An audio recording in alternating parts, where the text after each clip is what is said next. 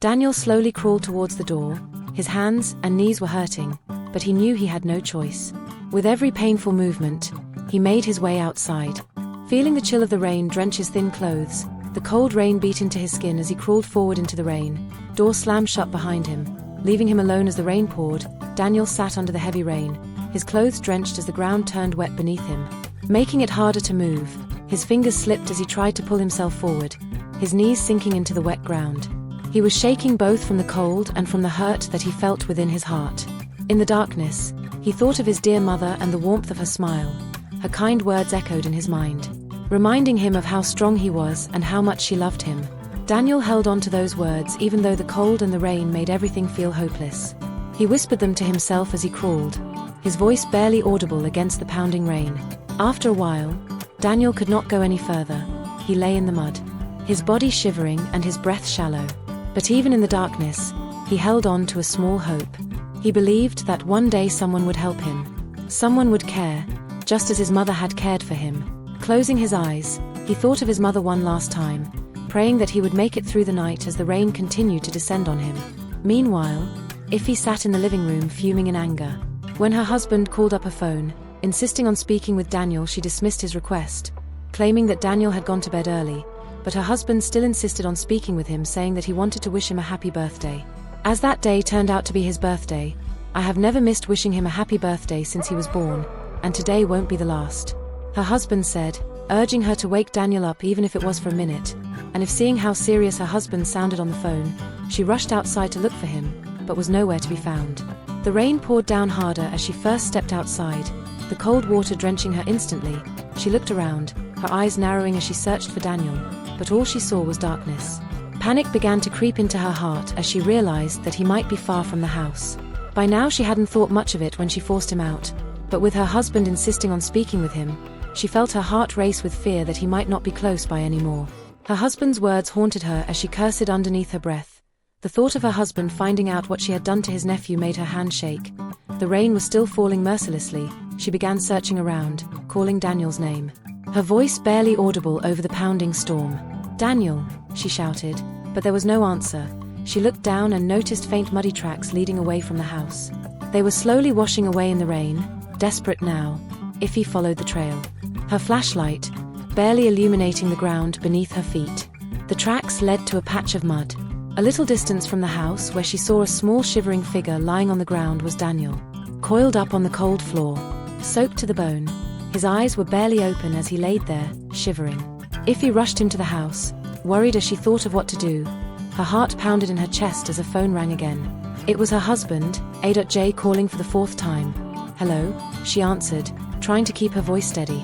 "Ify, what's going on?" he asked. "I wanted to talk to Daniel. Today is his birthday, and he needs to hear from me." The first hand shook as she glanced at Daniel, who was still shivering, his small body soaked and weak. She forced herself to remain calm, lying to her husband once again. "He's just very tired," she said, revealing that Daniel went to bed early. "I can tell him tomorrow that you called," she said to her husband, who still insisted on speaking with his nephew. "I don't care if he's asleep. He needs to know I remembered." Seeing no way out, she lowered her phone and walked over to Daniel. "Daniel," she whispered, "your uncle wants to speak to you." Daniel's eyes opened slowly, his gaze unfocused as he tried to sit up. His fingers were still cold and trembling as he held the phone to his ear with his weak hands. "Hello, Uncle," he whispered, his voice barely audible. "Happy birthday." A.J's warm voice filled the line. "I've missed you so much. Are you having a good day?" Daniel's lips trembled as he forced a small smile. "Thank you, Uncle," he replied softly. Though his eyes were filled with tears, he could not bring himself to say anything more.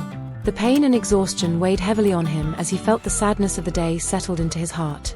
When the call ended, she first snatched her phone from his hands and walked away. Not caring about his current state of health and the fact that he had bruises all over his legs, Daniel sat there shivering as the cold had gotten into his body. He was too weak to move, and his head spun as he struggled to stay awake. His body was breaking down under the weight of the abuse that he had endured, but he clung onto the small comfort his uncle's birthday wish had given to him. He barely made it through the night, coughing weakly as he shivered in his small bed, the dampness from the early rain clinging to his thin clothes. The next morning, despite his worsening condition, Ify barged into his room at dawn, her voice harsh and impatient. "Get up. The floor won't clean itself," she snapped. throwing a mop at his frail body. He tried to move, but his body was too weak. His vision blurred as he attempted to stand, his legs buckling beneath him. He gasped, his chest tight, feeling an intense wave of dizziness wash over him.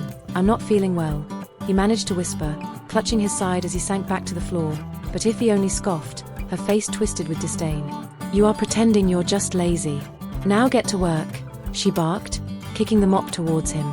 Pushing himself, Daniel tried to obey, but as he took a step, his wall tilted.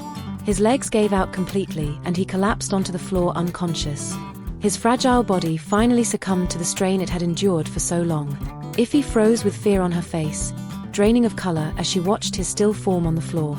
For a moment, panic seized her, realizing the gravity of what had just happened. She kneeled beside him, shaking him roughly, but Daniel did not respond. Fear clawed at her as she thought of what to do. She knew what would happen if the authorities got hold of Daniel's condition and the abuse that he had endured. If anyone saw him like this, she would be in serious trouble. Heart pounding, she scrambled for a plan desperately. She decided to dump him in the bush far from the house, hoping it would look like he simply run away. Quickly, she wrapped him in an old blanket and dragged him to her car, her hand shaking as she sped down the deserted road. She stopped near a thick patch of bushes far enough from town and left him there unconscious and vulnerable. As she turned to leave, she glanced back just once, guilt and fear swelling in her mind, but she pushed them aside and drove away, formulating her story. Once she returned home, composed herself and called her husband, faking panic in her voice. "AJ, Daniel is gone. I woke up this morning, and he was nowhere to be found. I think he ran away." Silence filled the line. Before he spoke, his voice heavy with worry. "Run away? Why would he do that? He has nowhere to go." She beat her lip, her pulse rising. "I don't know." She lied to him, her voice shaking as she feigned distresses. He must have felt overwhelmed. Maybe he didn't feel welcome here. As AJ tried to process her words, "I'll come home right away," he said, his voice filled with fear. For days AJ searched tirelessly for Daniel, combing through the area and asking anyone he came across for him. His wife Iffy played the role of a distraught aunt perfectly, feigning worry and shedding false tears. Drawing sympathy from her husband, she painted a picture of a caring guardian who was heartbroken by the boy's unexpected departure. Her husband was heartbroken but consoled her, promising to keep searching for him. But as time passed, Daniel was nowhere to be found. One evening, this was a few weeks later, AJ was looking for something in his wardrobe, when his hand brushed against something hard and metallic on top of the wardrobe. He reached up for it and realized that it was Daniel's crotches laying there, deliberately hidden out of sight. AJ knew that there was no possible way that Daniel could have placed the crutches there himself. The realization struck him like a bolt of lightning. A cold, sinking feeling watched over him as he turned to Iffy, who had just entered the room. "Iffy, why are Daniel crotches on top of the wardrobe? He couldn't have put them there himself," he asked. Iffy's heart began to rise as she stammered quickly and tried to cover up her surprise, her eyes darting nervously as she informed AJ that he abandoned the clothes in his room on the day that he disappeared. He abandoned it and left. She began to say, sobbing as her husband tried to console her. Seeing how drained Iffy looked, AJ decided to lift her spirits by planning a vacation. "It was the trip I had always dreamed of." And her eyes lit up with joy when he told her. "We leave a day after tomorrow," he announced, and Iffy could not help but feel a surge of excitement wash over her, as she imagined the peaceful days ahead. Far from the painful memories of Daniel, she hurried to pack her bags, hoping that this time away would bring the child she had so longed for. That night, as she drifted into a very deep sleep, a strange dream washed over her. In the dream, she found herself back in the dark, rainy night when she had abandoned Daniel. But this time, Daniel was standing tall before her. No longer weak or frail, his gaze was steady, his eyes piercing. "Why did you leave me, Auntie?" he asked, his voice soft, but filled with so much sadness. Iffy took a step back, her heart racing. She tried to speak, but no words came. She felt trapped, her guilt pressing down like a heavy weight. Daniel's voice echoed in her ears. "You thought you could get rid of me, but I am not gone. I am here," he said. Laughing hysterically, Iffy jolted back to consciousness, sweat beating on her forehead as her heart pounded in her chest. The room was dark, but she could still feel the weight of Daniel's gaze, which sent shivers down her spine. She tried to calm herself, brushing it off as just a dream. The next morning, Iffy decided to drive to the place where she abandoned Daniel. She needed to be certain to reassure herself that he was truly gone, that she wouldn't be haunted by the remnants of her cruelty. As she approached the spot, her stomach churned. The bushes and trees loomed over her like silent witnesses, their shadows darkened by the early morning fog. She stepped out of the car, her shoes sinking into the damp earth as she made her way to the very place she had left him. But to her shock, there was no sign of Daniel's body. All she saw was the blankets that she used to wrap around his body. Only his discarded blankets remained. Panic surged through her veins. Could he have survived? She thought, her mind spinning. As her heart began to rise, all the while she thought Daniel was dead. But now, visiting the site again made her stomach churn in terror. What if he returns? Asked herself, terrified of what would happen if her husband ever found out that she abandoned Daniel to die in the forest. Iffy, desperate for answers, decided to visit a juju man to inquire about Daniel. I want to know if he's alive, she said to the juju man, who gave her a calabash to speak into. And call his name 3 times and dip your finger into the calabash. If he is alive, you would see his face on the surface of the water, but if he's dead, the water would remain clear, the juju man said. She did as he directed. She dipped her finger into the calabash and called Daniel's name 3 times, but the water was clear. Her heart leaped for joy. She was relieved to know that Daniel was indeed gone. She narrated her dream to the juju man, who gave her 2 cowries to put under her pillow before she slept each night. Make sure that no one else touches these cowries, he said to her as he handed the cowries to her, warning her that they would protect her from any haunting dream of Daniel. He assured her that the cowries would silence his spirit and prevent him from disturbing her sleep. Relieved, she returned home clutching the cowries tightly. She followed the juju man's instructions precisely, placing the cowries under her pillow. As she closed her eyes to sleep, it was a night to their vacation, and Iffy could not wait for the break of dawn. She drifted into a very deep sleep and was awoken by loud noises in her house. This was past midnight, and some armed men stood in their bedroom, demanding for their money. Iffy's heart pounded as she sat up, her body trembling with fear. AJ startled awake and tried to shield her as he faced the armed men who had broken into their home. We don't have anything for you, AJ said. The leader of the group snared and stepped closer, his eyes cold. We know you have something. Where is the money, he demanded. AJ glanced at him, who clutched the blanket tightly. The men pulled him to his knees and began searching the room, throwing things around. One of the men searched their pillows and found the cowries that had placed under the pillow. He picked up the cowries as he tossed them to the floor. Just as they hit the floor, Iffy began to feel a strange itch all over her body. A voice that sounded exactly like Daniel's voice began to call on her, asking why she abandoned him. Why did you leave me, Auntie? The voice asked over and over, terrifying. She began to act so strangely.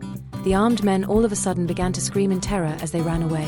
AJ stood by the side, confused as he wondered what could have happened to his wife. She began to confess as she clutched her head, her voice shaking with terror. I can hear him. I hear Daniel crying. Her eyes wide with fear. What are you talking about? AJ asked, looking at her. In confusion and concern, AJ left him. I left him to die in the forest. She first sobbed, each word tumbling out as though it burned her. I thought he wouldn't survive, AJ. I couldn't stand him, so I abandoned him. AJ stared at her, horrified as the realization of her actions sank in. You did this to my nephew? You left him to die? AJ whispered, his voice heavy with disbelief and anger. AJ stepped back from her, his face a mixture of anger and sorrow. You lied to me. You made me believe he ran away, he said, his voice breaking. I trusted you and you betrayed that trust in the worst way. She continued to clutch her head, the pain growing louder as the voice seemed to echo inside her head. But the voice didn't stop, and the room seemed to close in around her. Unable to bear it any longer, Iffy ran out of the house into the street in front of a moving vehicle, and the impact threw her to the ground. With a sickening thought, she laid on the cold pavement, gasping in pain as she was quickly rushed to the hospital. AJ, devastated and still reeling from her confession, followed behind, his heart heavy with anger and sorrow. Hours later, a doctor emerged to speak with him. Mr. AJ, your wife has suffered a severe spinal injury. I'm afraid she has lost the use of her legs and may never walk again. AJ's expression was a mix of shock and grim acceptance. He looked away. Recalling the cruelty she had inflicted on Daniel, the reality of her punishment seemed painfully clear, almost as if fate had dealt the same cruelty she had shown her husband's nephew. As she fell and lay in her hospital bed staring at the ceiling, she was haunted by the memory of Daniel's voice. The weight of her action pressed down on her, and no amount of apology could erase what she had done. She was trapped, unable to escape her own guilt, and now confined to the very dependency she had despised in Daniel. Unable to hold back his own pain, AJ contacted the police and reported everything she had confessed. His heart broke to hear all the terrible things that Iffy had done to Daniel. He could only imagine the pain he went through before he died. The police arrived at the hospital shortly. After AJ's report and listening as he recounted everything Iffy had confessed to him, in her moment of terror, now immobilized in her hospital bed, and was forced to confront the consequences of her actions. Her face was pale, and her eyes dread with fear as she realized that she would now be held accountable for the sins that she tried so hard to keep hidden.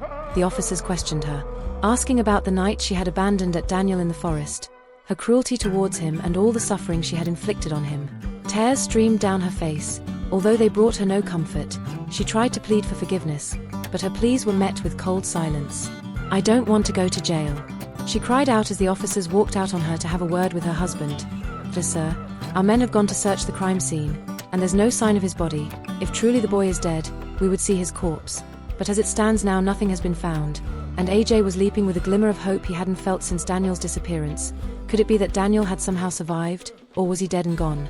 AJ thought to himself. As the door of the hospital opened, a boy with the feature of Daniel appeared from behind the door. Lesson to be learned from this story is about the cruelty and lack of empathy, which can lead to consequences as devastating as the harm inflicted. If actions were driven by prejudice and resentment, showing the dangers of allowing anger and bitterness to control one's heart by treating Daniel with disdain, not only harmed him but ultimately brought suffering upon herself, becoming bound by the same helplessness she had despised. The story reminds us of the importance of compassion, especially towards those who are vulnerable. AJ's loyalty to his sister and kindness towards Daniel are qualities that echoed the value of family bonds, kindness and resilience in the face of hardship.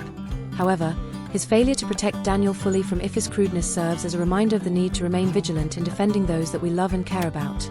In the end, If's tragedy serves as a reminder that cruelty has a way of returning to those who build it, though strength lies in kindness and in standing up for those who cannot stand up for themselves. Compassion can heal, while hatred and indifference only brings destruction. The story underscores that love and empathy are the true foundations of a family, and when these values are absent, suffering is sure to follow. I hope you enjoyed the story. Please like and subscribe to the channel to enjoy even better stories like this.